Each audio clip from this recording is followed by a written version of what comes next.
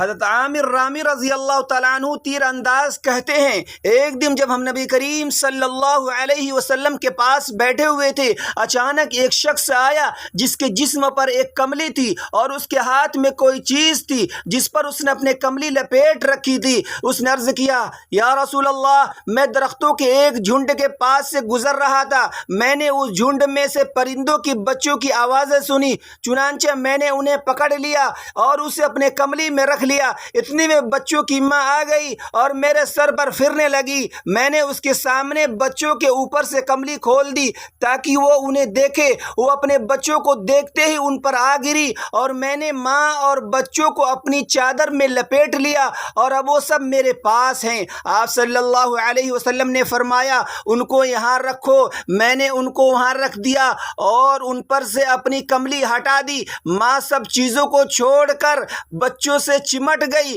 ہم سب اپنے بچوں کے ساتھ اس ماں کی اس محبت کو نظر تعجب سے دیکھ رہے تھے۔ آپ صلی اللہ علیہ وسلم نے فرمایا، کیا تم لوگ اس پر تعجب کر رہے ہو؟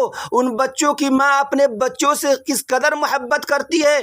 خدا کی قسم، اس ذات کی جس نے مجھے حق بنا کر بھیجا ہے، اللہ تبارک و تعالی اپنے بندوں پر اس سے کہیں زیادہ رحم کرنے والا ہے جتنا ایک ماں اپنے بچوں پر رحم کرتی ہے۔ اور جاؤ، ان بچوں کو وہیں لے جا کر رکھ دو جہاں سے تم نے ان کو پکڑا تھا اور ان کی ماں کو ان کے ساتھ ہی چھوڑ دو۔ چنانچہ ان سب کو لے گیا اور جہاں سے پکڑا تھا وہیں چھوڑ آیا۔